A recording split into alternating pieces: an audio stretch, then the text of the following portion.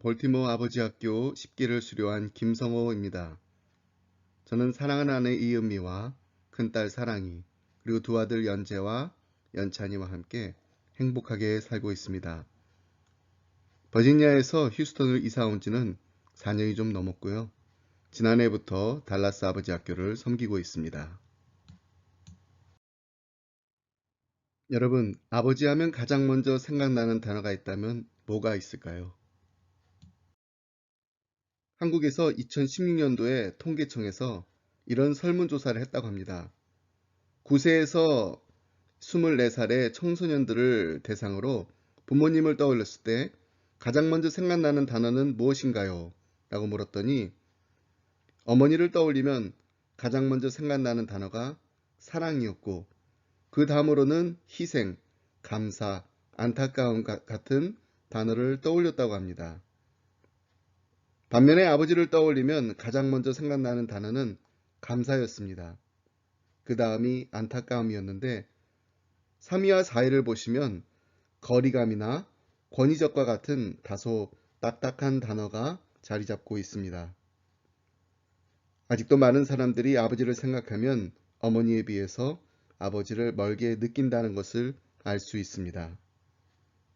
여러분, 만약에 오늘 우리의 자녀들에게 이 질문을 한다면 어떤 대답을 할까요? 오늘 초등학교 선생님이 자기 반 학생들에게 가족을 소개하는 그림 숙제를 내줬다고 합니다. 초등학교 2학년 아이가 그린 가족 그림을 함께 보겠습니다. 그림을 보시면 엄마는 나비, 나는 새, 언니는 토끼, 아빠는 개라고 적혀 있습니다. 엄마를 나비 같다고 쓴 이유를 보면 엄마가 예뻐졌다는 말을 많이 들어서 꼭 예쁜 나비 같다라고 설명을 합니다. 그런데 아빠는 개 같다라고 했습니다.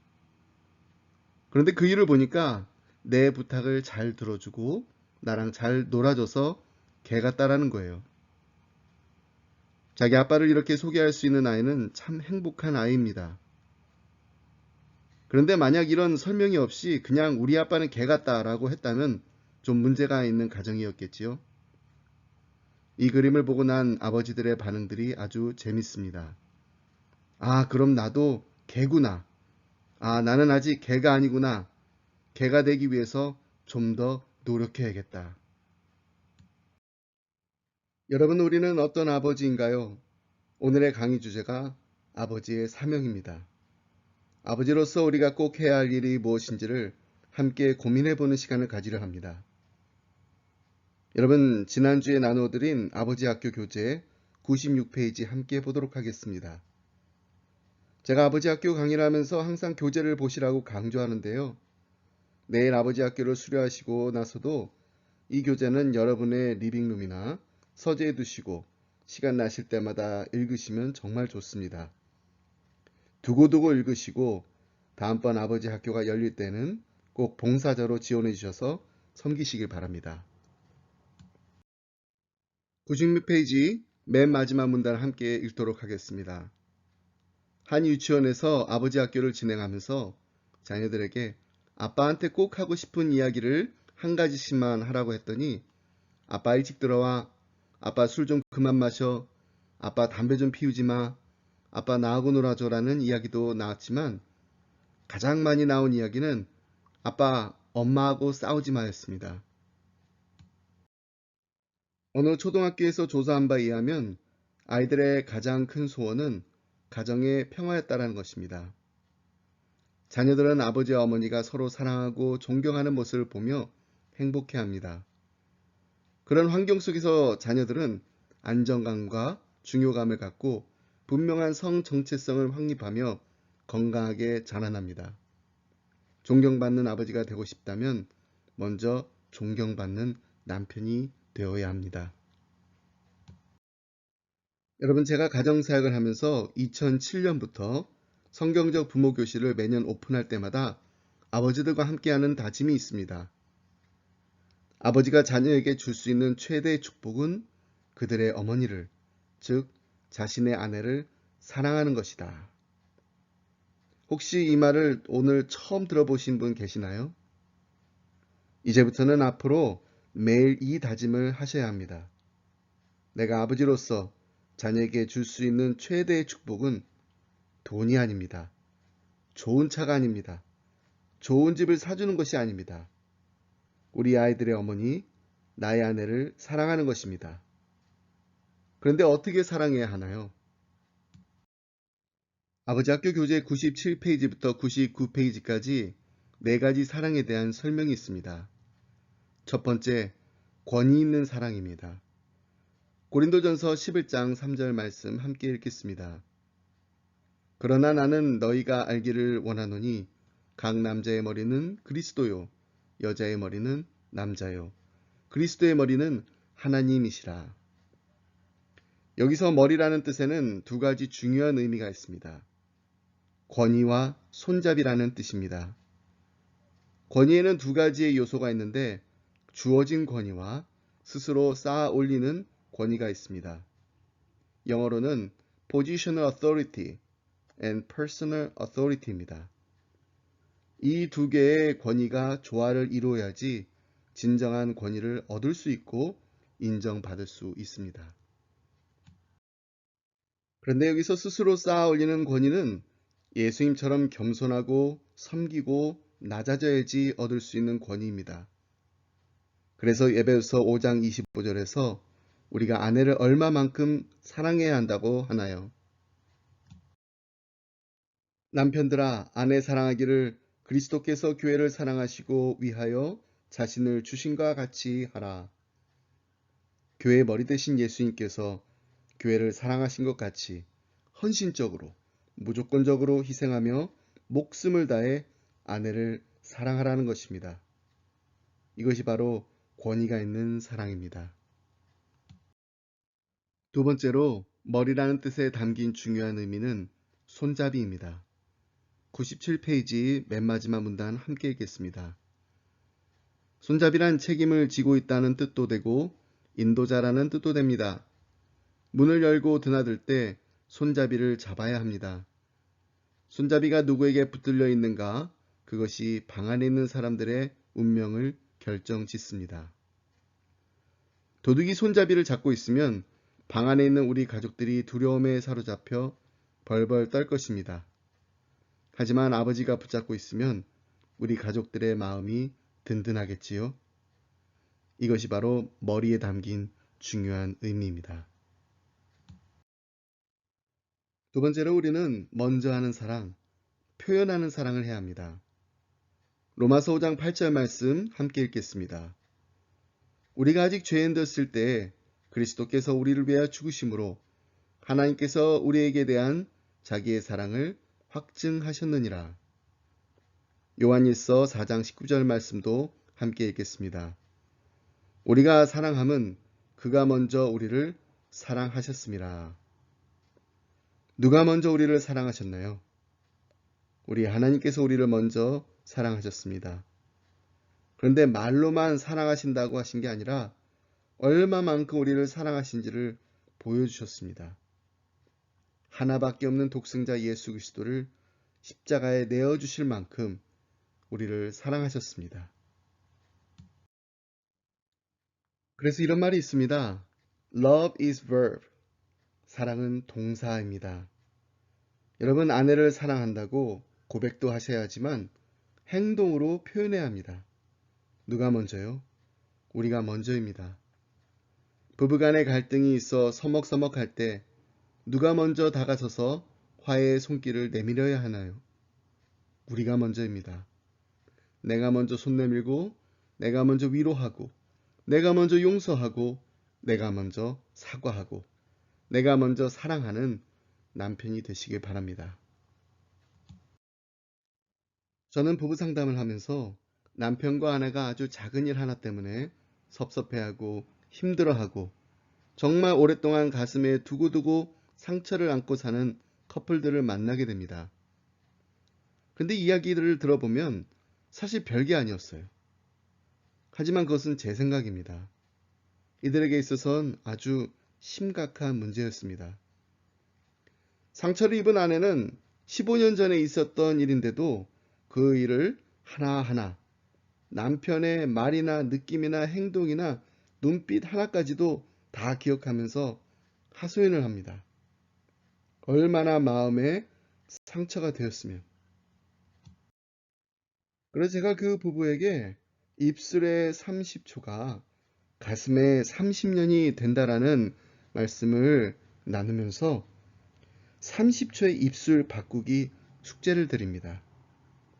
세 가지를 이야기하는 것입니다. I am sorry, thank you, I love you. 그런데 이것을 누가 먼저 말해야 하나요? 남편이 말해야 됩니다. 우리의 30초의 입술이 우리 아내의 가슴에 30년의 축복이 되기를 바랍니다. 세 번째로 우리는 배려하는 사랑을 해야 합니다. 베드로전서 3장 7절 말씀 함께 읽겠습니다. 남편 된 자들아 이와 같이 지식을 따라 너희 아내와 동거하고 저는 더 연약한 그릇이요 또 생명의 은혜를 유업으로 함께 받은 자로 알아 귀히 여기라. 이는 너희 기도가 막히지 아니하게 하려 함이라. 여기서 아내를 연약한 그릇이라고 하지 않고 더 연약한 그릇이라고 표현했습니다. 누구보다 더 연약하다라는 말씀인가요? 남편보다입니다. 하지만 이 연약하다는 말이 결코 아내가 남편보다 지적이나 도덕적으로 연약하다라는 수준이 낮다라는 말이 아닙니다. 육체적으로 여성이 남성보다 힘이 약하다라는 것입니다. 그래서 아내는 남편의 도움이 더 필요하고 남편은 아내를 배려하는 사랑으로 소중히 대해야 한다는 것을 우리에게 가르쳐주는 말씀입니다. 여러분 우리가 보통 아내를 부를 때 뭐라고 부르나요? 여보라고 부릅니다. 여보는 같을 여자와 보배 보자로 보물과 같이 보배와 같이 소중하고 귀중한 사람이라는 것입니다. 그리고 당신은 마땅할 당자와 몸 신자로 따로 떨어져 있는 것 같지만 바로 내 몸과 같다라는 말입니다. 그러니까 아내는 보물과 같은 사람, 남편은 내 몸과 같은 사람이라는 것입니다. 저는 이 호칭이 참 성경적이라고 생각합니다. 창세기 2장 22절로 24절 말씀을 보면 여호와 하나님이 아담에게서 취하신 그 갈빗대로 여자를 만드시고 그를 아담에게로 이끌어 오시니 아담이 이르되 이는 내 뼈 중에 뼈요 살 중에 살이라 이것을 남자에게서 취하였은즉 여자라 부르리라 하니라. 이러므로 남자가 부모를 떠나 그의 아내와 합하여 둘이 한 몸을 이룰지로다. 내 뼈 중에 뼈요 살 중에 살인 하와를 보면서 감탄했던 아담처럼 우리도 아내를 볼 때마다 이 세상의 어느 무엇과도 비교할 수 없고 바꿀 수 없는 가장 소중한 보물이라고 여보라고 감탄하면서 이런 귀한 보물을 내게 주심을 감사합니다라고 날마다 하나님께 감사드리는 남편들이 되시길 바랍니다. 마지막으로 우리는 아내를 성숙하게 하고 성장시키는 사랑으로 사랑하는 남편이 되어야 합니다. 에베소 4장 15절 말씀 함께 보겠습니다. 오직 사랑 안에서 참된 것을 하여 범사에 그에게까지 자랄지라 그는 머리니 곧 그리스도라. 여러분 부부는 하나입니다. 결혼은 둘이 가는 한 길입니다. 그런데 엄밀히 말하자면 결혼은 셋이 가는 한 길입니다.